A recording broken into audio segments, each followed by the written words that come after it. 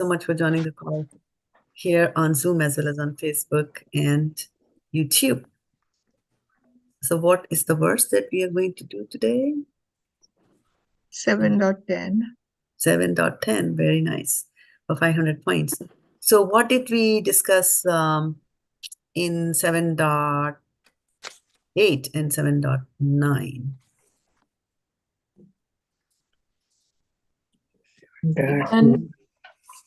And opulences of the absolute.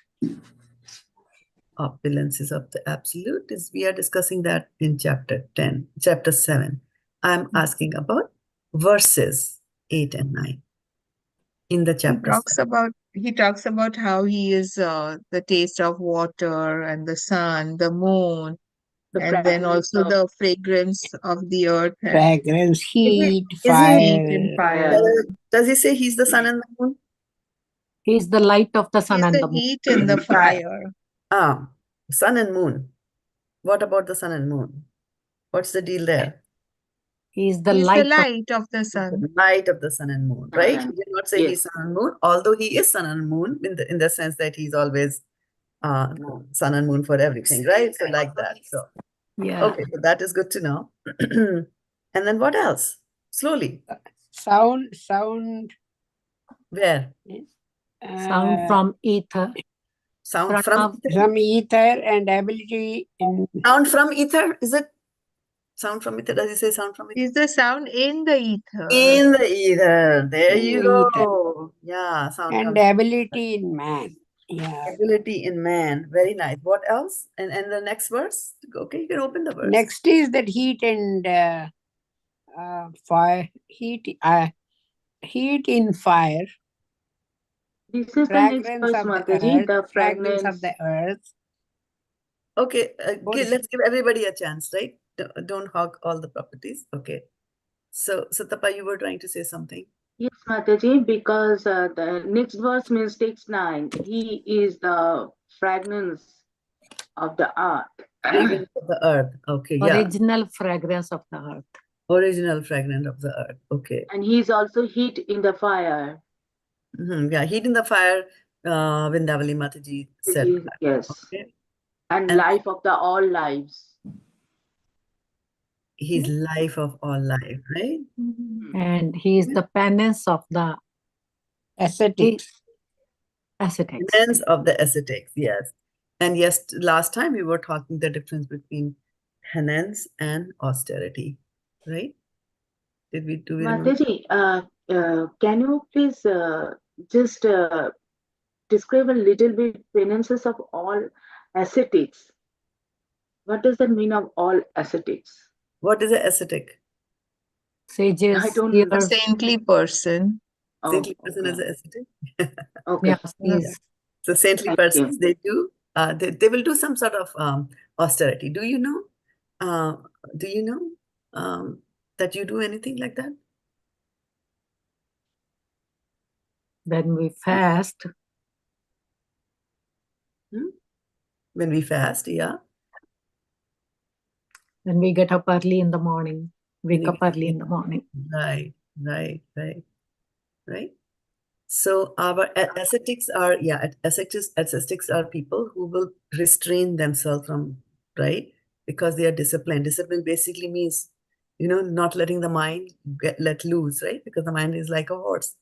If you let loose, it'll go anywhere and everywhere that it wants to go. So, so the ascetic is a person who will do some self-control. And one of the ways of strengthening our self-control is through fasting, right? Yeah. Is that Kṛṣṇa consciousness is active in everybody's every sphere? Yeah, but that's not related to austerities, right? We are talking about austerities. Okay. So yeah, Kṛṣṇa consciousness is there in everybody. Yes, but that is not the point here. Like in Kartik, a lot of devotees do different austerities. Austerities, right? So basically the purpose of austerities is to get some control, and these austerities could be done for whatever reason, right? So one could do austerity in the mode of goodness, mode of ignorance, mode of passion, right? I can do some austerity just to become famous, like that, right? But the real austerity is the austerity that you do in the service of Krishna, right? That's the austerity we should be looking at. So that's austerity. What is penance?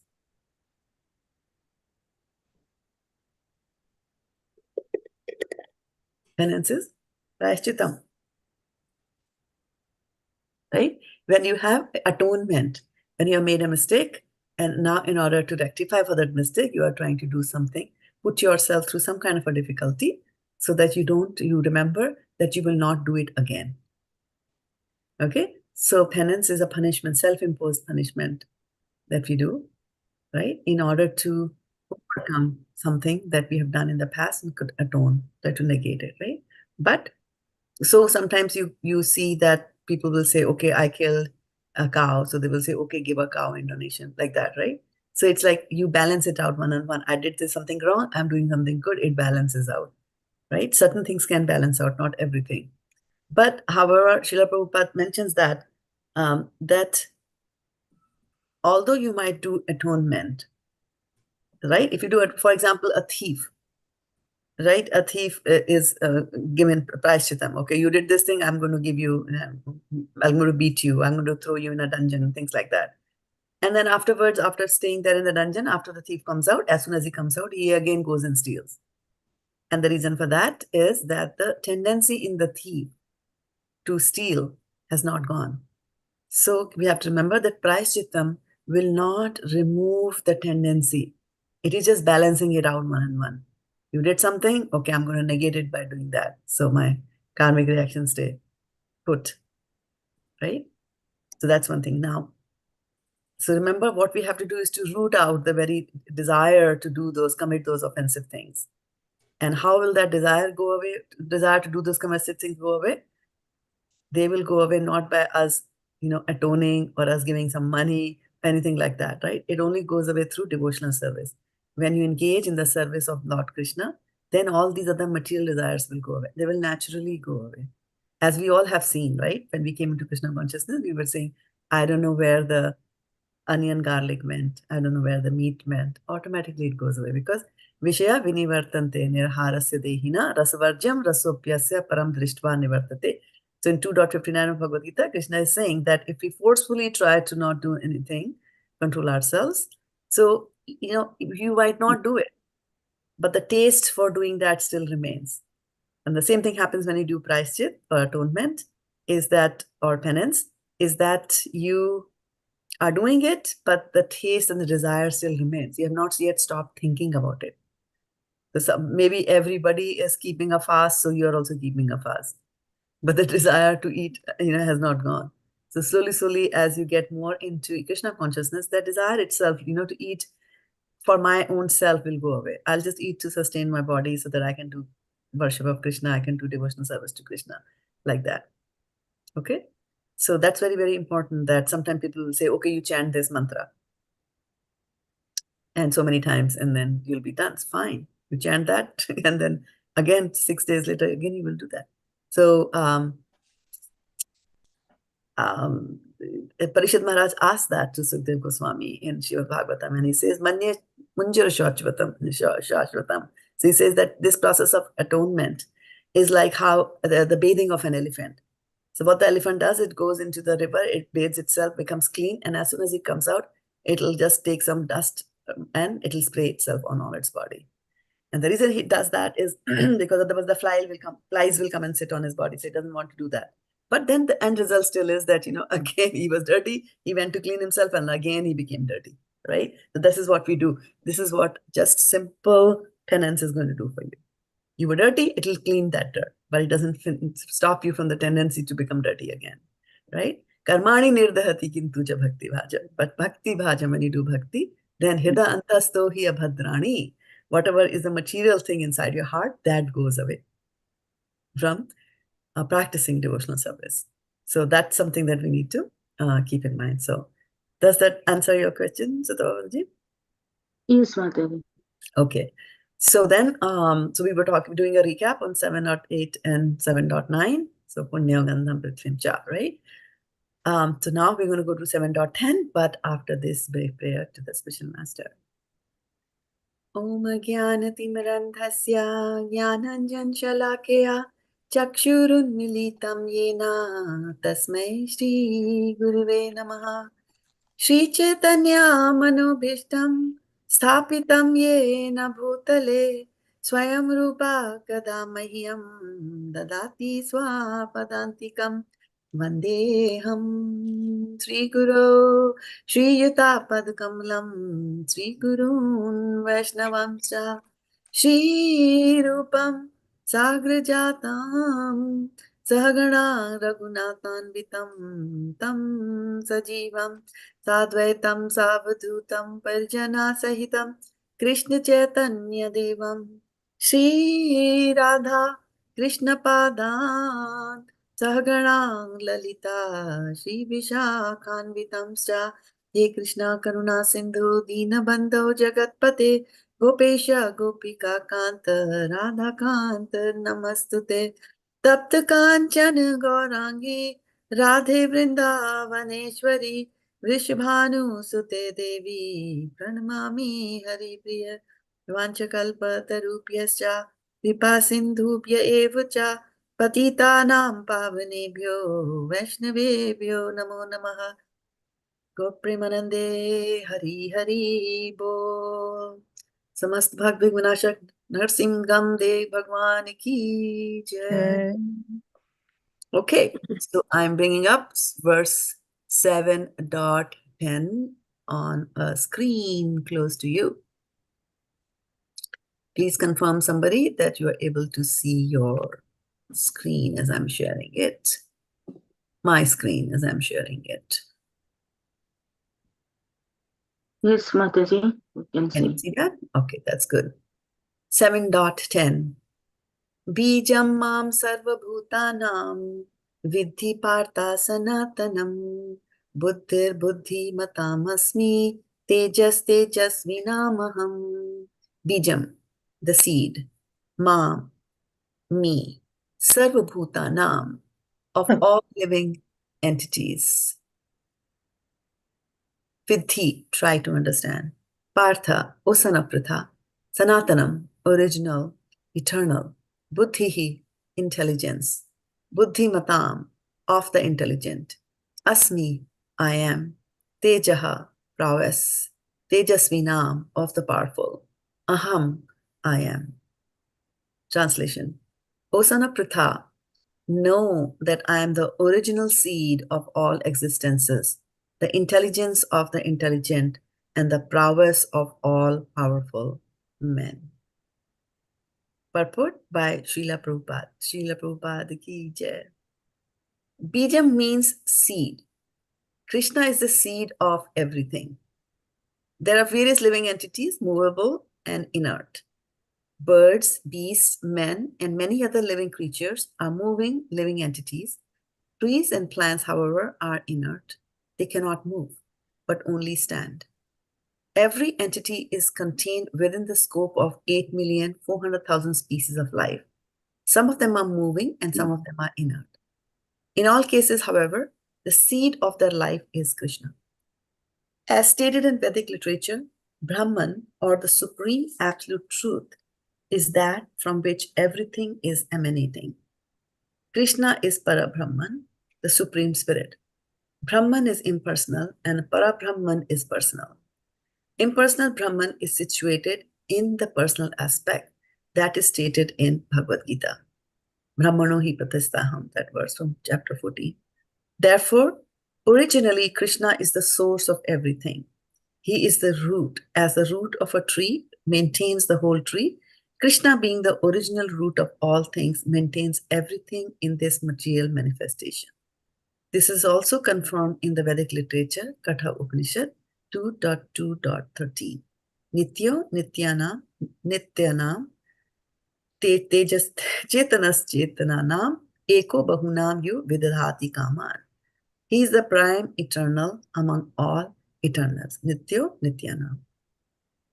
He is the supreme living entity of all living entities. Chetanas chetananam.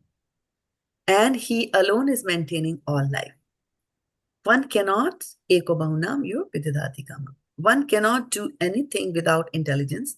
And Kṛṣṇa also says that he's the root of all intelligence.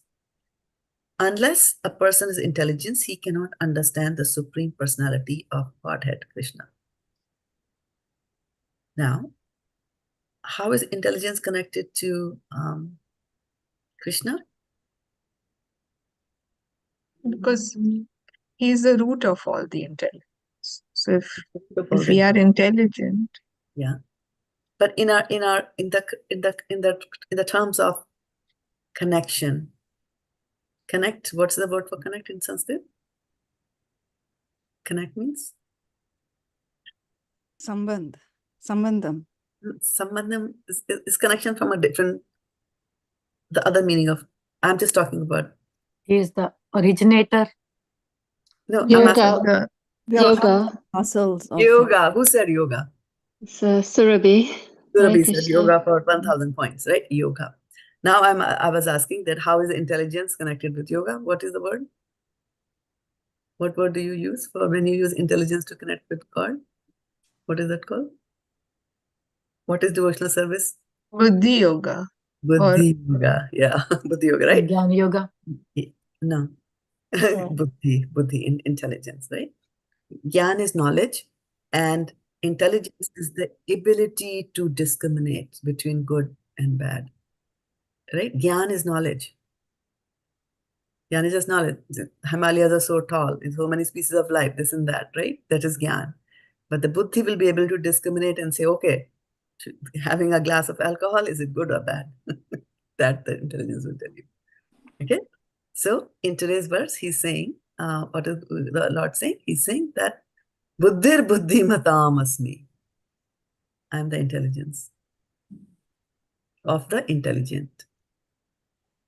Okay, so then if you go back and look at the verse, and for the last 3 verses, constantly Kṛṣṇa has been talking about all these. After all, this particular chapter is about, as one of you said in the beginning, knowledge of the absolute. the knowledge of the absolute, right? So it's telling about all the knowledge that to know about all the opulences that Kṛṣṇa has, and that everything in this material world is connected with Kṛṣṇa, right?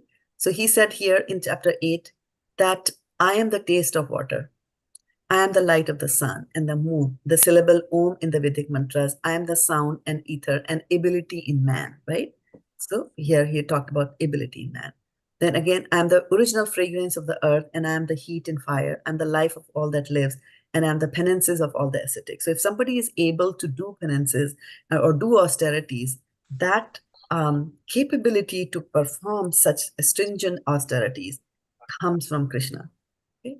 Then here he's saying, O son of Pṛthā, know that I am the original seed of all existences, the intelligence of the intelligent, and the prowess of all powerful men. So going into this one, right? So bījaṁ māṁ sarva-bhūtānāṁ viddhi pārtha osana pārtha sanātanam. I am the original. And sanātanam also means I am eternal. So this is a very interesting thing over here, that I am the original seed of all existences. All right? Also, another meaning of the word sanātanam is eternal. So eternal means that it will not change. Okay? Now, if you look at our real life, okay, so we take a seed of a flower, and you put the seed in the ground. After some time, a plant comes out of it, right? And where is the seed? It's in the earth. Sorry? That's what- Seed become tree. Seed has become the tree, right? But that means the seed is gone. Can you see the seed anywhere in the tree? No. You can't see, right? So this means that the seed that we see, the seed over here, right, is not eternal. It is not sanātanam. The seed you put it in the ground, Oh. it's gone. Okay, it's not eternal. Now here he is saying, what is Kṛṣṇa saying? Then I am the seed, right? In today's verse, what does it say? I am the original seed of all existences. So everything that exists in this material world, which is everything, material as well as spiritual. He's saying that I am the seed of of that material existence. So if he's the seed, he's different from the seed that we see here. Because here, when you create something from a seed, the seed is gone. But when you look at Kṛṣṇa as the seed, right, some things get created from Kṛṣṇa, but Kṛṣṇa is still there. And we see that in which verse? It's from a book. The name of the book starts with Ishopanishad. Ishopanishad, Correct, right. first verse. First verse, and that's called as the invocation verse. Okay, so let me bring up that verse here and see what we can do about that verse. Veda-based Ishopanishad. And does anybody remember what's the invocation verse? Idam Purusham Udam Om Purusham Purnamida Purnamidam Purnat Purnate Gacchati Purnasya Purnamadaya Purnamaya Purnameva Purnameva Vashishyate. Vashishyate. Right. Om Purnamada Purnamida Purnat Purnamadachyate Purnasya Purnamadaya Purnameva Vashishyate. Vashishyate. Correct. Right. So what does this mean? This particular mean, right? The personality of Godhead is perfect and complete. And because he is completely perfect, so in this material world, we will always have some imperfections, right? Something or other gives. And so it could be a seed of a mighty tree, like a banyan tree. You put the seed is gone. I mean, if something mighty comes out of it, that's a different story. But the seed is gone. Whereas here in Kṛṣṇa, so many nice things come out of him, because he's saying, I'm the intelligence of the intelligence, I'm the sound in ether, I'm this and that. Everything is coming from him, but he is still there. Right? So he's saying that he is perfect, and he's completely perfect. All emanations from him, such as this phenomenal world, are also perfectly equipped as complete wholes. Whatever is produced of the complete whole is also complete in itself. Because he's the complete whole, even though so many complete units emanate from him, he remains complete balance.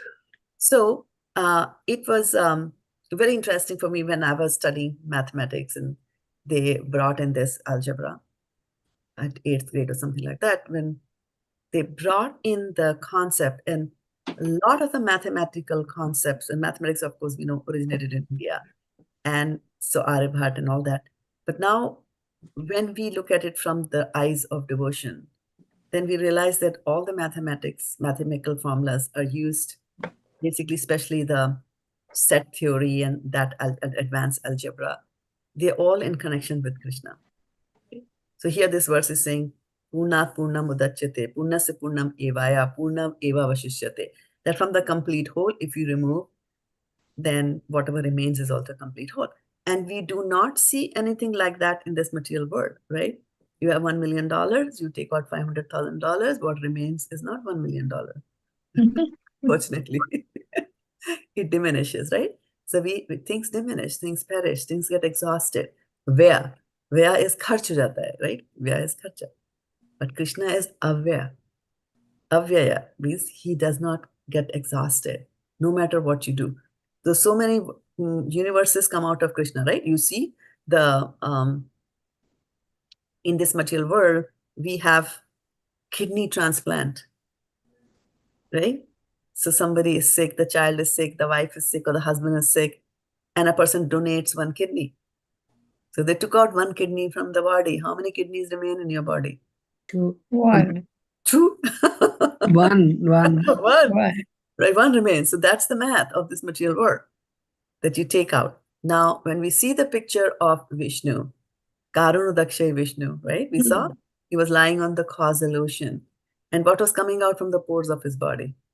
All universes. All the Universes. different universes. Yes. And so But do we still see, he is there. yeah. Do we see Kṛṣṇa shriveled up, become small? No. So that is something that we cannot understand from our normal intelligence, because we don't see anything like that, right? So when I was growing up, and they told me about in concept of infinity. So they were teaching us mathematics and natural numbers and progression, natural progressions. Natural progression basically, or a natural series of numbers, where if you take 1, the number 1 and you add another number 1 to it, so you get 2. Okay, then you add another 1, you get 3. When will this end? And it's infinity. It will never end, and that was defined as infinity, right? So when you now look at it from the devotional aspect, right? Hari Anant, Hari Katha Ananta. So when you say Hari Anant, so that the Krishna is that. That at infinity. And one of the things that we read about infinity is infinity minus infinity equal to Infinity. infinity. It was not 0. 5 minus 5 is 0. 10 minus 10 is 0. But infinity minus infinity was still infinity. Infinity divided by infinity was still infinity. Infinity multiplied by infinity was still infinity. Right? And we also read that, we read about parallel lines, right? Yeah. So like if I take 2 lines, like if they're coming like that, right? So they're going in this direction, right? So now they are near my glasses. These 2 lines are near my glasses. And as they go up my head, they go a little up there and then they meet, right? The lines meet. But parallel lines, they don't meet. Never meet. So then the question was, where do parallel lines meet? And the mathematical answer for that is they meet at infinity, right? So that it's a mind-boggling concept about infinity. So obviously, it's mind-boggling for us to also try to understand Krishna. And that's why I say that you don't try to understand Krishna with our material intelligence, which we have, right? But they say that evam satata yuttanam bhajatam priti Purvakam. dadami Buddhi-yogam. buddhi yogam tam Yogam tam yena mam mam upayanti. upayanti That's te. it. Right? They said, but that if you do bhakti yoga, then he will give you the intelligence. He'll give you the intelligence to understand him. So that's the process, because Krishna is different, and the laws of the material world are not going to apply in this case, right? So infinity minus infinity, Om Purnamada Purnamidam, right? So he has said that I am the original seed of all existence. This is something interesting to note, that although, like when they say, when a woman gives birth, right? So some of the chemicals from her body are exhausted in producing the child. And they said that the female body is more complicated than a man's body. So there was some article I read a long time ago, and I don't remember the figures, but the essence was that when a female body is produced, more items are taken out from the mother's body as compared to when a male is born, like that. But so that means that those items get depleted in the body. And then the mother has to eat vitamins, this and that, food to replenish and get back to the normal state that she was. But doesn't happen with Krishna, right? You can keep on taking whatever you want to take out. And Eko Bahunam Yo Vidadati Kama, and there's one Krishna who's constantly fulfilling the desires of all of us. We have all kinds of weird desires. We will desire as much as and wherever our mind will take us. We just go and desire all that. Right? So the first thing that we were saying was that bījaṁ sarva-bhūtānāṁ viddhi pārtha sanātanam. So understand that I'm the original. I'm also the original seed. Right? For example, if you look at a tree, you will say, from where did it come? Oh, that tree you see in my backyard, my grandfather planted it. So the origin is there. Okay. But from where did the grandfather get the seed? Well, he got a seed from his grandfather. Like that, if you keep on extrapolating and going back from where did the seed come, at some point you have to stop at the original seed, because otherwise you'll get infinite regression. Right? So where did you go? So that is Krishna. He's the original seed. And not only is he the original seed, everything just comes from Krishna. Krishna doesn't come from any place, right? Because if Krishna comes from any place, then that place is God and not Krishna. Okay? So Krishna is original, and then also Krishna is inexhaustible. This seed is slightly different from the seed that we understand. So I'm the original inexhaustible seed. I am the intelligence of the intelligent, and the prowess of all powerful men. Okay? So let's take a few things about intelligence, and there are some nice references to intelligence in our Srimad Bhagavatam.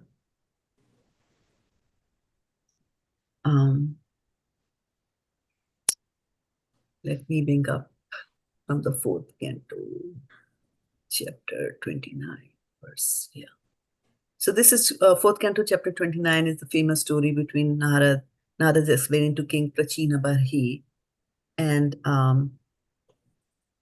then he is telling King Prachina-Barhi was very much materialistic, very much attached to family and all that.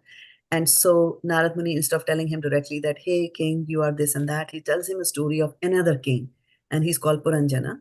And then he narrates the whole life of King Puranjana and how he gets into the material, entangled into the material life, and what are the consequences of doing that in this life, as well as in the next life, as to what happens to King Puranjana. He explains all that to him in that section of Srimad Bhagavatam. So let me just go there. I'm bringing it up here.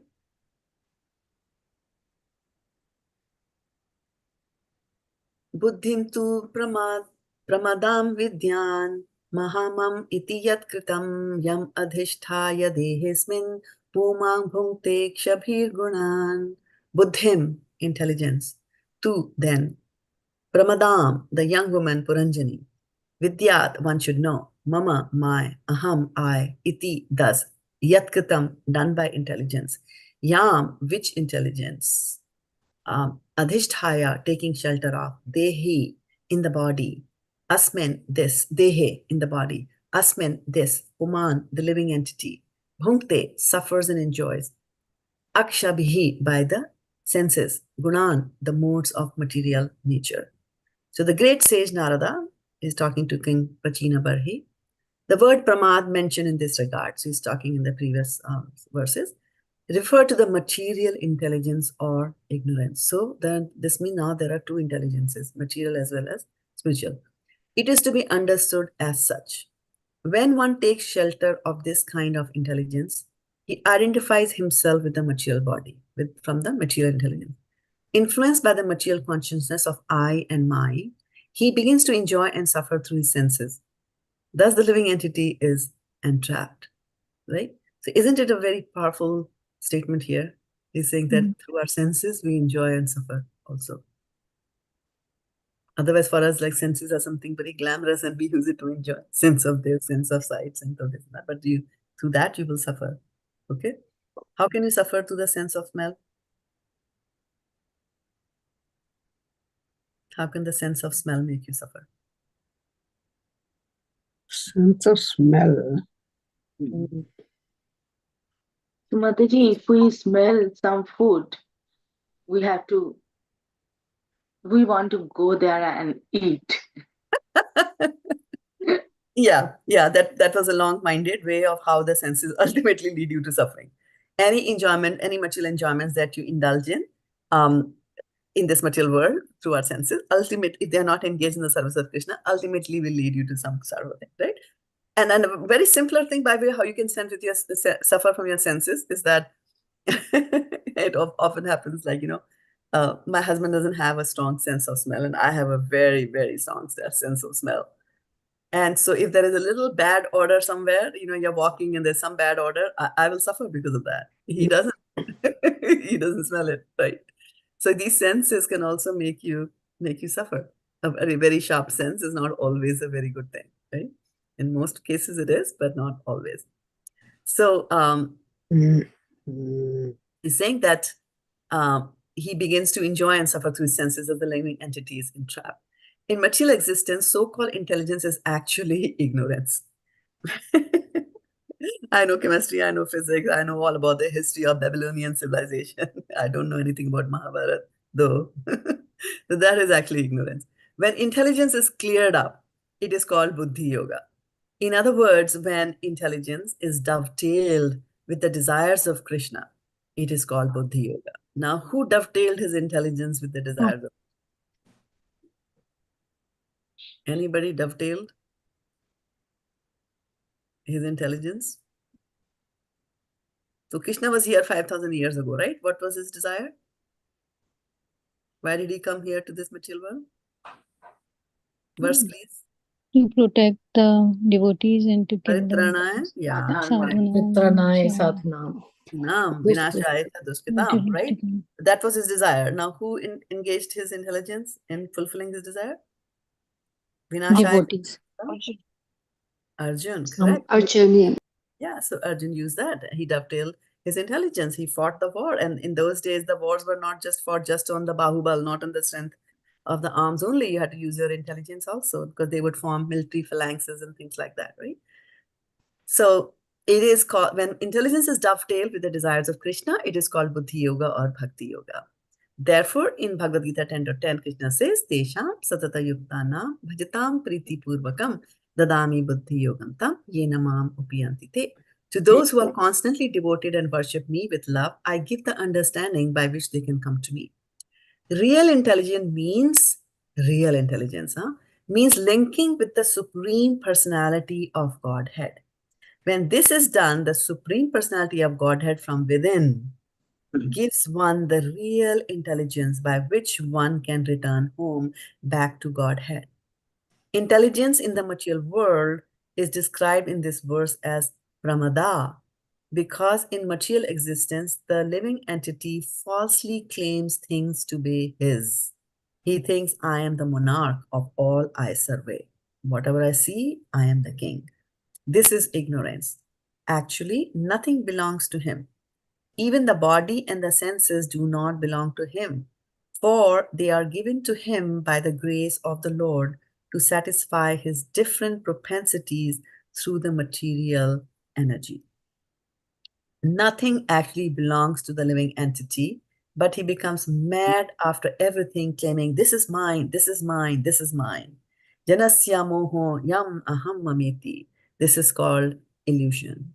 Nothing belongs to the living entity, but he claims that everything belongs to him. Lord Chaitanya Mahaprabhu recommends that this false intelligence be purified. Cheto darpanam marjanam.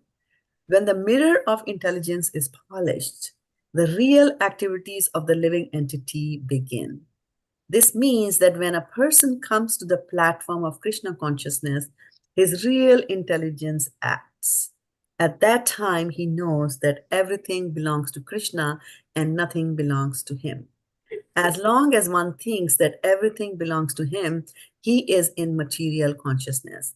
And when he knows perfectly that everything belongs to Krishna, he is in Krishna consciousness. Right? So it tells you about intelligence. And through intelligence, you know and understand the right things there, right? So we talked about power, right? Krishna is all powerful. Omni. So what is the omni word for Krishna is all powerful? Starts with omni. Omnipotent. Omnipotent. Correct, right? Omnipotent. And all knowledgeable and all intelligent. Omniscient. Omniscient, right? So he knows everything. So now these verses are telling us that he's saying that I am the intelligence of the intelligent. So Krishna is the most intelligent of all. Do you agree or not? Yeah. Yes. Yeah, he is. Okay, good. You're safe. You're safe, right? So our acharyas tell us something very, very interesting. We had talked a little bit about that in the recent few previous classes. So Krishna is omnipotent, and do you believe in that? All Yes. powerful? Yeah. Can you give me an example of all powerful? Recently, Govardhan, Oh, Yeah, yeah. he lifted Govardhan. Leela. Yeah.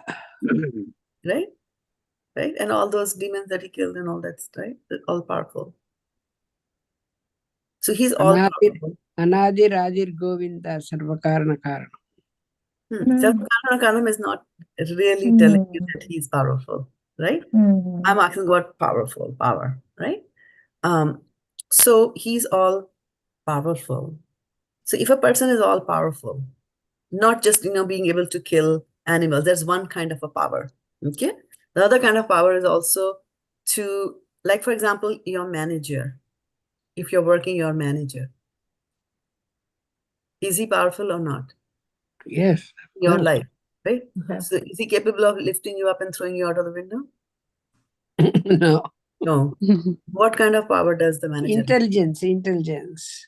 No. He can fire, he can terminate us. Yes, he can fire you, he can terminate you, can the bad things, right?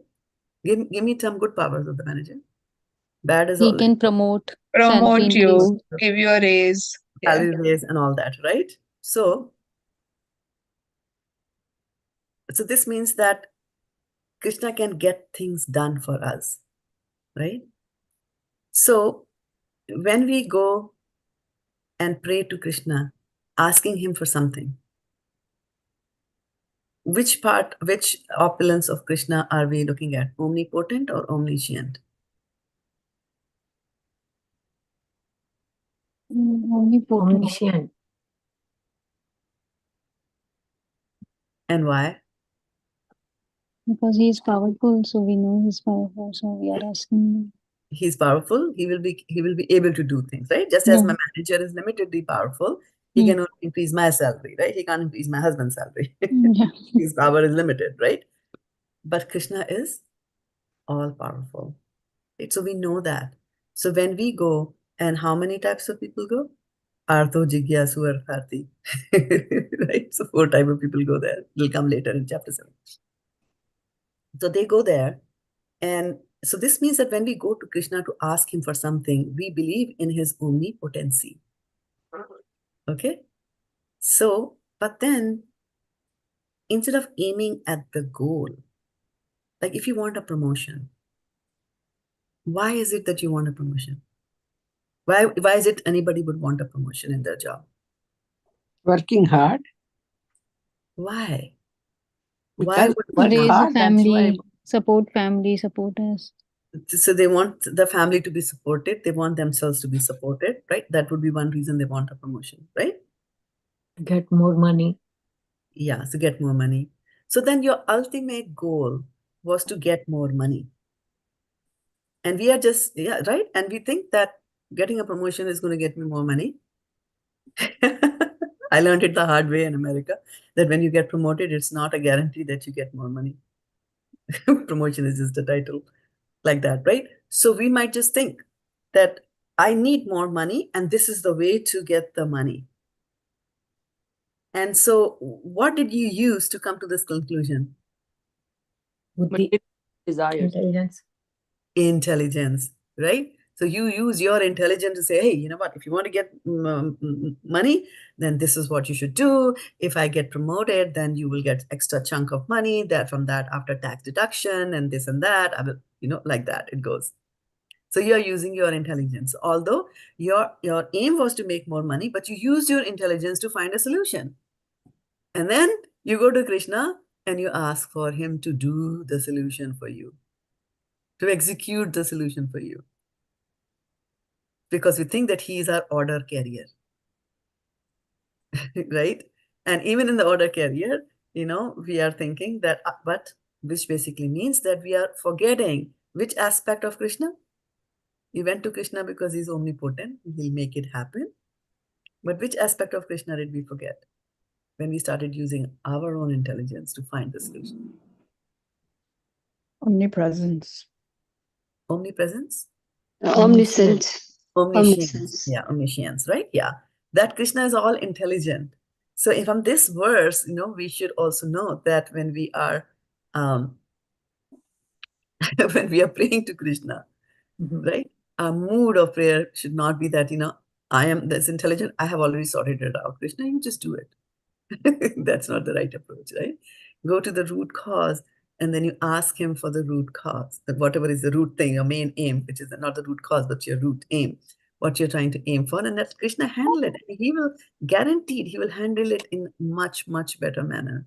I was just, Mataji, I was just thinking what we call buddhi and the way we conceptualize it. And then we say, Krishna is the supreme intelligence. But I was thinking that our conception of buddhi is probably nowhere close. I mean, it's not even buddhi, might be something else that we term the highest intelligence of Krishna, which is not even intelligence as we know it. It's just Yeah, correct. It's Correct. something else that we cannot even conceptualize. And Correct. knowing or whatever, beyond our conception, beyond our realm of thinking. Right. It is beyond our realm of thinking because it's transcendental, right? And so Krishna's intelligence, very rightly pointed, Aruni Mataji, is transcendental intelligence. And you cannot understand that because you need the right instruments. Just as a clinical thermometer cannot be used to measure the temperature of your oven, right? It'll burst. Or the temperature of a furnace, you need the right instruments. So to be able to understand Krishna, this intelligence has to become transcendental. And how does our intelligence become transcendental? That is, how will the material things go away from our intelligence? By engaging ourselves in devotional service, In thinking about devotional service. remembering Thinking about Krishna all Krishna. the time, Exactly. trying to dovetail all our activities. Very towards good. Krishna. Mm. Very good. Very good. Right? So in Srimad Bhagavatam, 2nd canto, 1st chapter, Divinity and Divine Service, it says, Shunvatam Swakatha Krishna, Punya Shravana Kirtana, Hidyantasto Hiya Bhadrani, Vidhunoti Sruhitsatam. So that Shunvatam Swakatha Krishna, when you listen to Krishna Katha, then that's why you come on a Friday.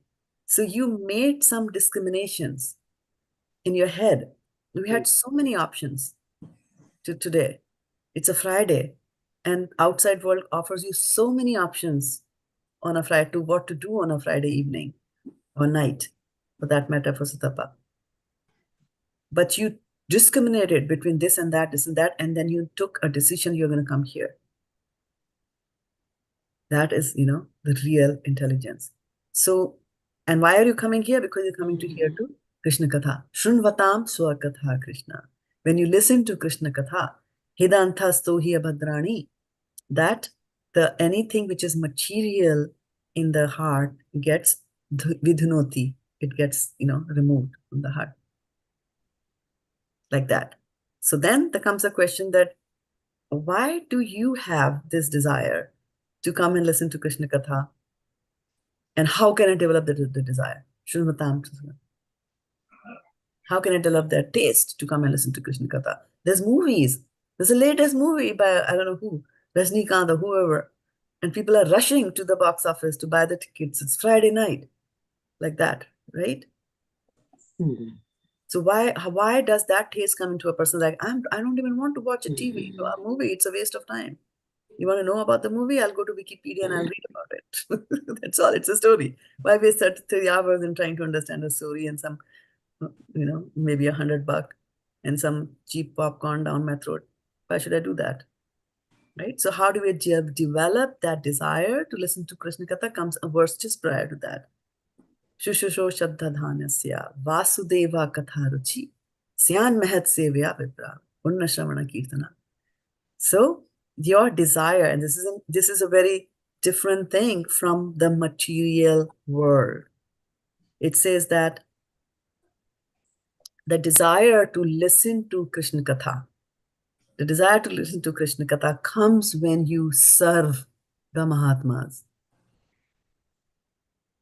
Vasudeva Katharuchi, to listen to Vasudeva Katha will come when you serve the Mahatmas.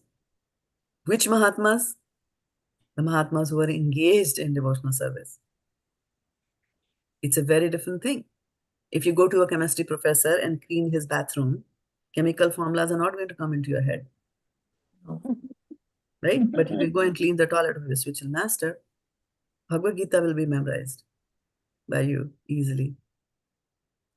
So that dynamics and that conclusions and the equations in the transcendental world are very, very different. And we talked about that. Infinity minus infinity equal to infinity, mind-boggling.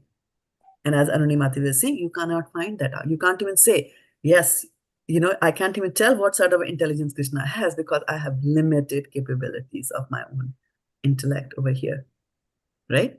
So,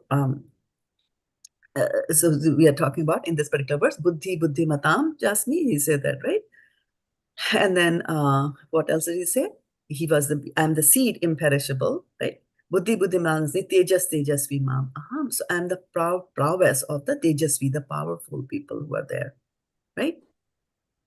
So one thing very interesting that, and I did mention that that when you start seeing all these good qualities, that somebody is able to keep Nirjal Ekadashi every day of the year, nothing happens to them. And when I keep Nirjala Ekadashi on one day, since morning itself, I'm thinking, when will I break the fast? I'm so thirsty. I cannot do this. I cannot do that. Why is that difference, between one person and another person? So that capability to be able to undergo austerities also comes from Kṛṣṇa. Or tejasvi, like, oh, the sun is so bright. I'm not bright. If I enter into a dark room, it stays dark. But if the sun was to enter a dark room, it'll be lit. Right? Or if you look at this moon, is so beautiful, such nice light comes. No light comes out of me, right? So then all that nice things when you see. So similarly, when we walk in and when we meet some exalted Mahatmas, we see some effulgence coming out of the body. You see that, right? So when you see these things in somebody, do not be envious of that person, knowing from where it is coming. And in today's verse, it said, nothing belongs to us. So even that prowess, that intelligence, the capability to be the best archer, as Arjuna was, nothing belonged to them. And we also talked about that story when Kṛṣṇa leaves the planet. All the prowess that Arjuna had, his Gandhi became useless. He was not able to. Right? So when you remember that this is intelligence, two things to keep in mind. One is that when you see something nice in anybody, should we be envious or not? No. No. And now we know why. Okay? Because it's not something that is there. It's something that Kṛṣṇa has given. You admire it, and then you try to find out if you like it. Because envy starts when there's something that you really wanted and somebody else has it. That's where envy starts, right? So envy is actually another form of appreciation. You really like that. You really appreciate that. But the problem is I don't have it. So now that you know that it is coming from Kṛṣṇa, there's no problem of envy. All that you have to do is like, okay, I know. I will also get it. All that I need to know is how to get Kṛṣṇa's mercy. And in that process of trying to like, oh, this film actress is so beautiful. I want to have beauty like that. And Kṛṣṇa can give it to me. And then you will start going for that and try to get beauty and, ask Kṛṣṇa, like, give me beauty. And so I want this feature. I want this color. I want this type of teeth. I want this. You're using your intelligence. And Kṛṣṇa might take your life in his hand and not give you any of this, but instead he'll give you some more trouble in your life so that you will go to him more. And then you will get out of this cycle of birth and death. And once you get a spiritual body is very beautiful. So you got the beauty ultimately that you asked for. So we let Kṛṣṇa handle your life. He'll do a good job of it. He's the expert at that. Also sometimes we find, in contrast to that, we also find some people who have got bad things, right? Like Ashtavakra. He was deformed and had 8, deformities in his backbone, like that. So when we also see deformities, or we see somebody's habits are not good, I don't like the way they chew food, or something like that, right? I don't like any of that. Then what we are subtly doing in our head, as a corollary to this chapter that we are reading and these verses that we are reading, what we are doing is we are criticizing Kṛṣṇa's creation. We are criticizing Kṛṣṇa. Now tell me one thing. You go and buy a Tesla car and you drive it for 1 mile and it stops. And then somehow you get it started, you go. And every day the Tesla breaks down. Then who will you criticize? The dealer who sold you the car itself, or will you say this was a faulty design by the Tesla company? Dealer. Elon Musk. Elon Musk, there you go, right? So you criticize Elon Musk. So similarly, when you're criticizing somebody around you, you're actually criticizing God, because these are all Kṛṣṇa's creation. If Kṛṣṇa gave somebody less intelligence, if somebody is less intelligent, it's because Kṛṣṇa gave him less intelligence. So let's not say anything about that. if somebody has got a lot of intelligence, it's because Kṛṣṇa gave it to him. Let's not be envious of that situation. But Mataji, if somebody behaves badly towards you, I mean, maybe not criticize, but you have to do something about it. You can't just let it go on, right? Yes, and we will do that in a saintly manner. Right? Otherwise, there's no difference between the person who's behaving badly and us. Then we are same, we are equal. Tit for tat, done. Then there should be no mention of that incident to anybody. Because somebody slapped me, I slap back. Even, right? But the question is that when somebody slaps us, not necessarily, I mean, a physical slap, right? People can slap us in so many ways. But when somebody does that, how do we react? How do we react to that, right? Do we also, somebody said something bad about me, so I also go and say something bad about them, tit for tat? When you do that, when somebody does something bad to us, and then we react towards that, then we start a chain reaction. That's why it says chain reaction. Because now you react back, what is the first person going to do? He's going to react to your reaction. Then you're going to react to that reaction of the reaction, then the reaction of the reaction. And it goes on. And this chain is endless. And what will that chain, when will that chain end? It will not end with that other person dying. Because the desire in our heart to retaliate, because what if that person dies before we could retaliate, right? The person is gone, and the desire is still in my heart to retaliate. What's going to happen? You're going to come back in the next life and... There you go, right? So that is why I say that it's very important to cut that chain of karmic reaction. If somebody did something very bad to us, and it hurt us for tens of decades in our life, but ultimately at some point in life you say, I forget, I forgive, it will be such a great experience for you and a light-hearted experience for you, because all that anger and resentment and all that is, it just constricts your heart. It goes and tightens your heart. So when you let go, you are free. And so when we nurture these kind of thoughts against somebody, right, that somebody came, misbehaved with us, we might not even know what was the reason they misbehaved, right? Or might know, might not know. Either ways, they did it and they left. And now I'm thinking about that for 30 decades. Who's suffering? Myself, right? Because I'm still tied and I'm still attached to that thing. So we need to go of that. And how will we get that? It's a very, very powerful thing to be able to do that, right? Mahatma Gandhi used to say, Christ used to say, somebody slaps on your face, show him the other face. It's not easy to do. And that is why devotional service comes. And then Kṛṣṇa said earlier, bījaṁ balvatam asmi. I am the strength of the strong. So the place from where you can get supreme strength is from God. Look at Prahlad Maharaj. Who was he fighting with? His father, Hiranyakashipu, to whom he said that if my father only raises one eyebrow, right, all the demigods start shivering. He knew that. He was seeing that. But still, when Hiranyakashipu kept on asking who's the best, like Vishnu, from where was that power coming? Bījaṁ balvatam asmi.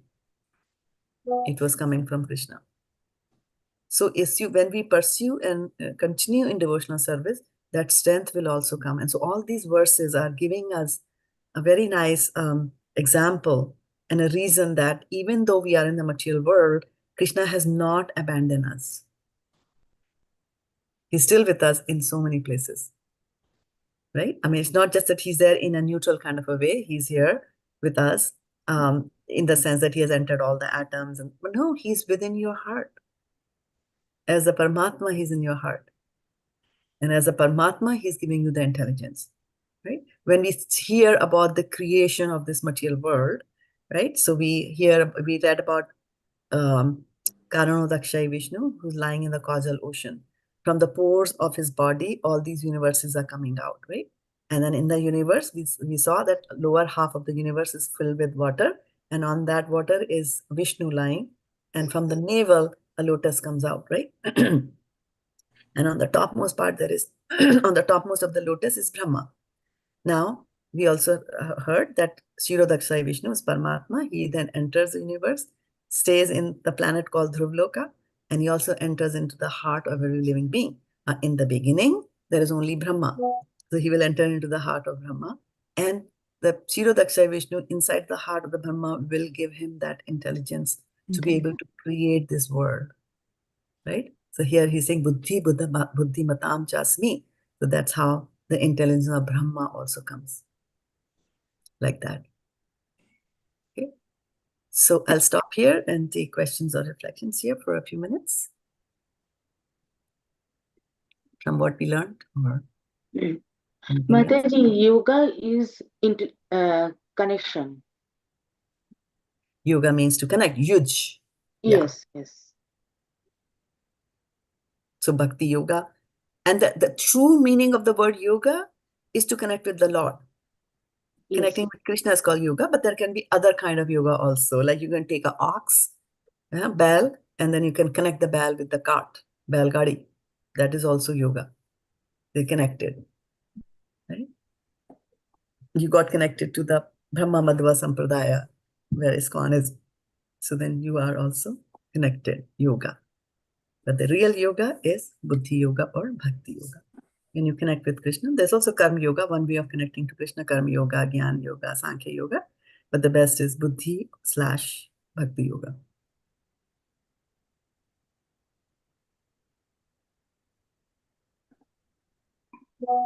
What else? I like the point you said that Krishna is omniscience and omnipotent, and 4 types of people goes to Krishna, but Krishna's intelligence, we have to surrender to Krishna's intelligence, that whatever Krishna will like in our life or wherever, what Krishna will give or not give, maybe not give, to remove us from the clutches of birth and death cycle, and becoming, so that we can become sincere to bhakti. Right. Yeah, so that is like, it's very nice. So otherwise we always pray for me especially, that I want this, please give.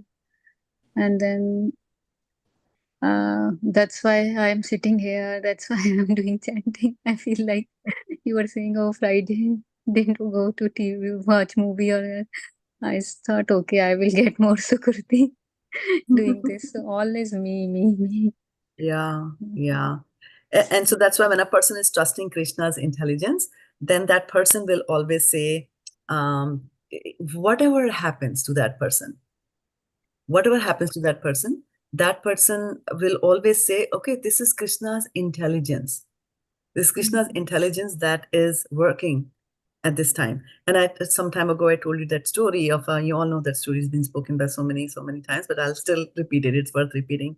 Is that of a king who used to go with his prime minister for hunting. Yeah. And one day he cuts his finger, right? A little finger gets cut. Yeah. And his minister always used to say, whatever happens, happens for the good. And he said, whatever happens, happens for the good. And then the king was very upset with that when his finger was hurting.